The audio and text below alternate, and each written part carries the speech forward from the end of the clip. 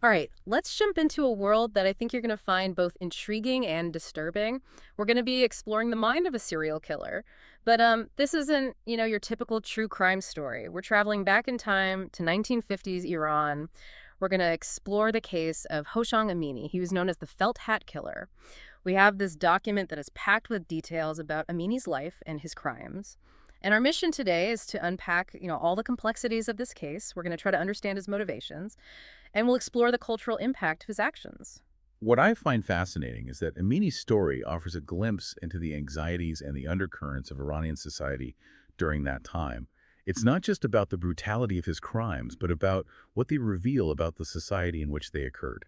Okay, so let's start with Amini's early life. What kind of person was he before he, became known as a monster? Well, the document paints a picture of a man full of contradictions. On one hand, he was unemployed and single, seemingly adrift. But on the other hand, he loved poetry and music. He even admired the famous musician Parviz Yahagi. And, he was studying to be a truck driver. He dabbled in extortion, which, might seem at odds with the image of a cold-blooded killer. So how did this seemingly ordinary man descend into such darkness? What was the turning point? Well, that's where it gets really, really interesting. Amini became fixated on the idea of purging society, of what he saw as corruption. He even claimed to be inspired by a previous killer who was known as Asghar the Murderer. Wow, that's chilling. Did he elaborate on what he meant by corruption? What specific individuals or behaviors did he target? Unfortunately, the document doesn't provide specific details about what corruption meant to him. But it's crucial to consider this belief within the context of Iran at that time. You have to imagine a society undergoing rapid modernization, with traditional values clashing with new ways of life. Perhaps Amini saw himself as a vigilante, taking justice into his own hands. Or maybe his perception of corruption was a delusion, a way to justify his own, deeply disturbed impulses. Just a great point. It's easy to label him as simply evil, but understanding his motivations, even if they're twisted, is key to unraveling this puzzle. But let's be clear, his actions were undeniably horrific. Absolutely. The document describes a pattern of abduction, rape, torture, strangulation, and even decapitation. He primarily targeted young boys, the most vulnerable members of society. That detail alone is incredibly disturbing. Was there any explanation for this specific choice of victims? There are many theories about why serial killers choose certain types of victims. In Amini's case, it's possible he sought out victims he perceived as weak and easy to control. This could reflect a deep-seated need for power and dominance, a desire to exert absolute control over others. So it wasn't just about purging corruption, it was also about the act of domination itself. Precisely. And then there's the horrifying way he disposed of the bodies, often dumping them in wells. It's as if he wanted to erase any trace of their existence, to deny them even a proper burial. It's a chilling detail that speaks volumes about his lack of empathy and the depths of his depravity. And it's important to remember that Amini's victims weren't limited to young boys. The document mentions adult men and women being killed in similar ways. We even find an account of the murder of Ernst Lange. He was a German economic consultant, and his body was discovered in the Mezgarabad cemetery. This suggests his motives might have been more complex than we initially thought. If he was solely targeting what he perceived as corrupt, why would he kill a foreigner? That's a question that requires careful consideration. It challenges the simplistic notion of Amini as a vigilante with a clear agenda. Perhaps his motives shifted over time, becoming more driven by a lust for killing itself. Or maybe Lange represented something specific to Amini that we don't fully understand.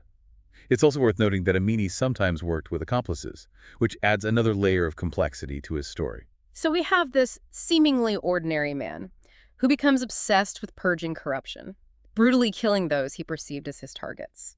But as we delve deeper, the picture becomes more complicated.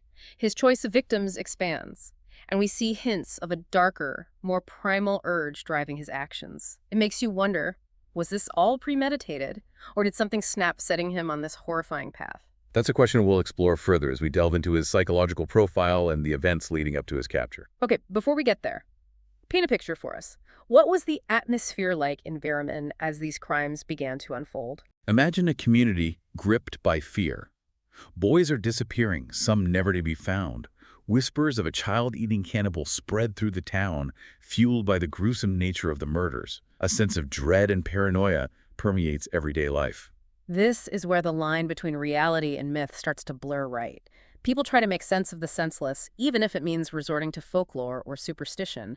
It's a natural human response to the unknown. But the reality, as we know, is far more terrifying than any myth. Exactly.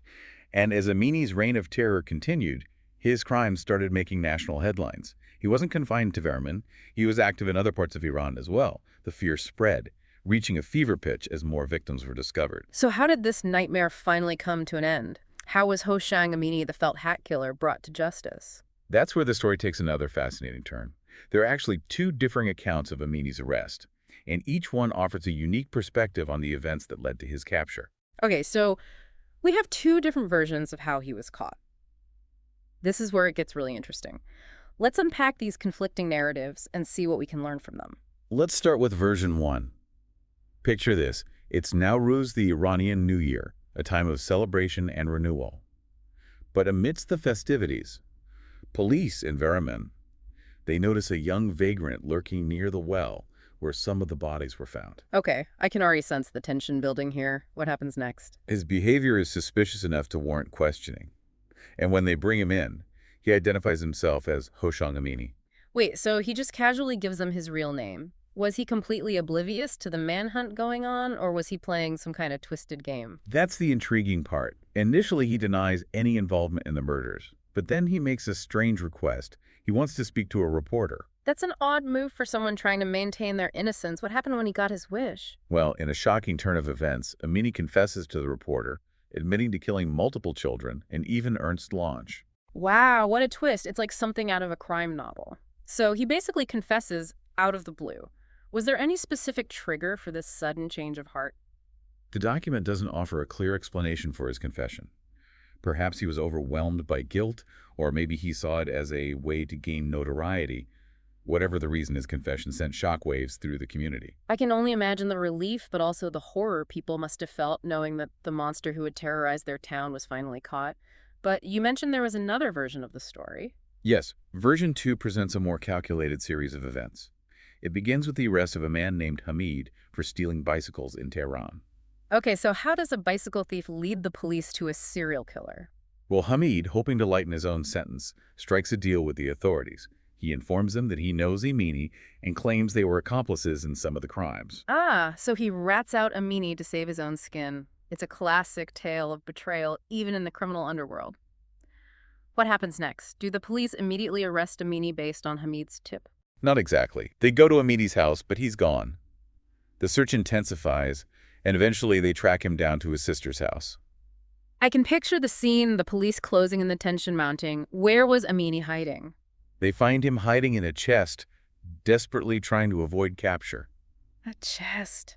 That seems like a rather desperate and claustrophobic hiding place for someone who had been so elusive. Was there anything else unusual about the situation? Here's a detail that adds another layer of intrigue.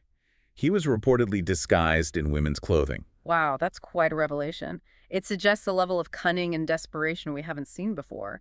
He's clearly trying to change his appearance to blend in and escape detection. It makes you wonder if there were other instances where he used disguises to evade capture or even to carry out his crimes. It's certainly a possibility. Unfortunately, the document doesn't provide any further details about his use of disguises, but it does raise some interesting questions about his methods and his ability to manipulate his appearance. Regardless of which version you believe, the outcome is the same. Hoshang Amini is finally behind bars. The reign of terror is over, and the people of Verimin can breathe a collective sigh of relief. But of course, the story doesn't end there. His arrest sparked a media frenzy, didn't it? Absolutely. Reporters from all over the country flocked to interview him, eager to get a glimpse of the man behind the monstrous headlines. And what they found was a stark contrast to the image they had conjured in their minds. So the felt hat killer wasn't some snarling, wild-eyed beast. What was he like in person? Instead of a raving lunatic, they encountered a man who was calm, even polite in his interactions. He didn't fit the stereotypical image of a cold-blooded killer. That's incredibly unsettling. This disconnect between his outward demeanor and the horrific nature of his crimes makes him even more enigmatic. It makes you question everything you thought you knew about how evil manifests itself. Exactly. Amini's case challenges our assumptions about who is capable of violence. It reminds us that evil doesn't always wear a mask. Sometimes it hides in plain sight. What about his physical appearance? Did he at least look the part of a villain? The document describes him as disheveled with bad breath. And of course, he was often seen wearing the felt hat that earned him his infamous nickname. The felt hat killer. It sounds almost comical, but the reality behind that nickname is anything but funny. It's a chilling reminder of the terror he inflicted. And in his interviews, Amini continued to justify his actions, claiming he was ridding society of corruption, just like his supposed inspiration, Asghar the murderer. Did he express any remorse for his victims? Any sense of guilt for the pain he had caused? The document doesn't mention any expressions of remorse or guilt. He seemed fixated on his twisted sense of justice, convinced that he was doing the right thing. It's a chilling thought that he truly believed his own rhetoric, that he saw himself as a righteous crusader rather than a brutal murderer. What about his family? How did they react to his arrest and confession? His family was devastated and horrified by his actions. They publicly disowned him, refusing to have any contact with him during his trial and imprisonment. Imagine the weight of that shame. The pain of knowing that your own flesh and blood is capable of such monstrous acts. It's a tragic reminder that the ripple effects of these crimes extend far beyond the immediate victims, shattering families and communities. So, Amini is convicted and sentenced to death. What happens in his final days? Does he maintain this facade of righteousness, or does he finally confront the true nature of his crimes? Yeah, it's hard to imagine what goes through someone's mind, Yeah. as they face their own mortality. Especially someone like Amini, who seemed to cling to this, distorted sense of purpose. It's a fascinating psychological puzzle. Did he experience any regret? Did he ever truly grasp the magnitude of his crimes? Well, the document does offer a few glimpses into his final days on death row. Oh, Apparently, his older brother visited him in prison. oh, wow. That must have been an intensely emotional encounter. Do we know what transpired during that visit? The document mentions that his brother scolded him for his actions, expressing the family's profound shame and disappointment. It's almost like a final attempt to reach some semblance of humanity within him, to force him to confront the reality of what he had done. Yeah, a final confrontation. A desperate plea for some sort of reconciliation, even in the face of the unthinkable. It's a poignant detail that underscores the human tragedy at the heart of this case. And remember that musician Amini admired, Parviz Yahagi, the one whose music he claimed to find solace in. Yes, I recall that detail. It seemed like such a bizarre juxtaposition. A brutal killer finding comfort in the beauty of music. Well, it turns out Yahagi was so captivated by Amini's case that he visited him in prison multiple times. He even recorded interviews with him, hoping to understand the mind of this complex individual. Oh, that's fascinating. It speaks to the enduring human need to make sense of evil, to try to understand the motivations behind such horrific acts.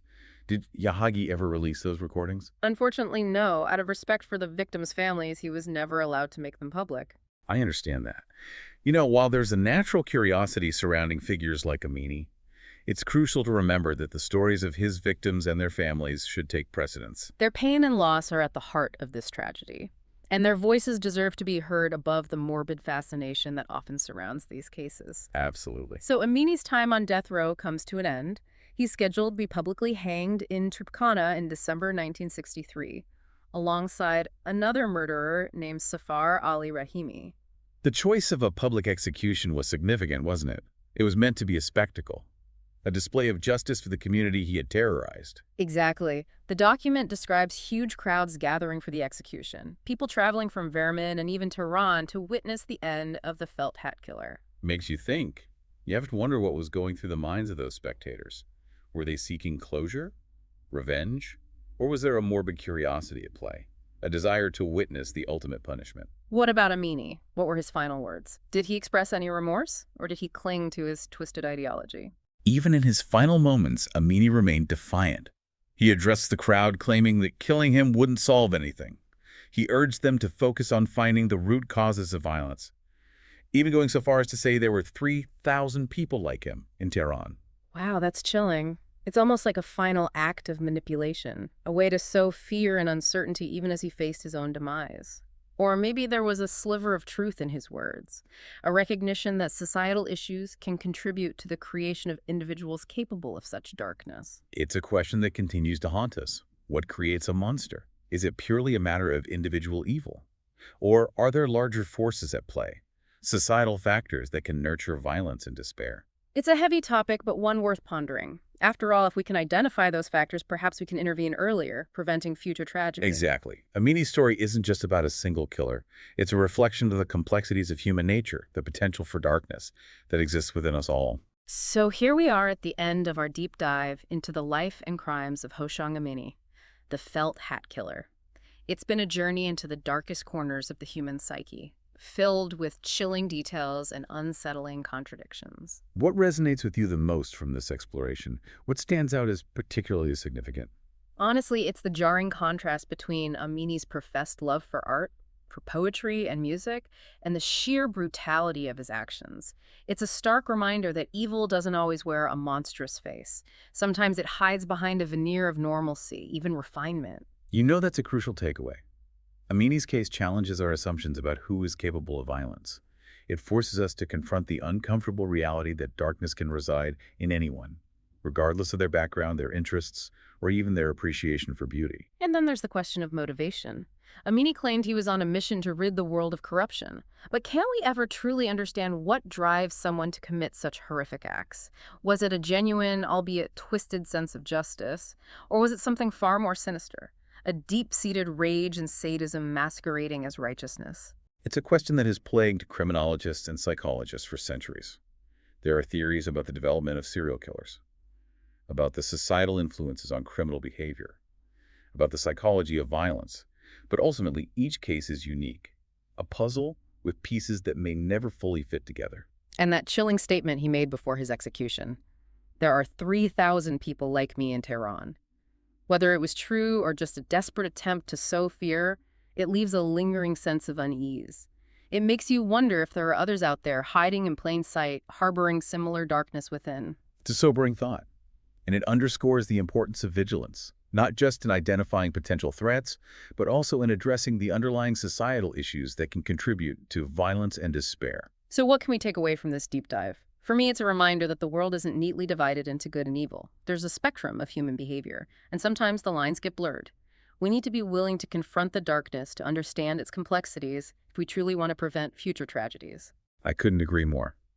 A mini story serves as a cautionary tale, a reminder that evil can wear many masks. It's a call to action to be more aware, more compassionate, and more committed to creating a society that addresses the root causes of violence. Yeah. It's a heavy topic, but an essential one. If this deep dive has sparked your curiosity, I encourage you to explore the world of criminal psychology, to delve deeper into the factors that shape both victims and perpetrators. It's a journey that might challenge your assumptions and leave you with more questions than answers, but it's a journey worth taking.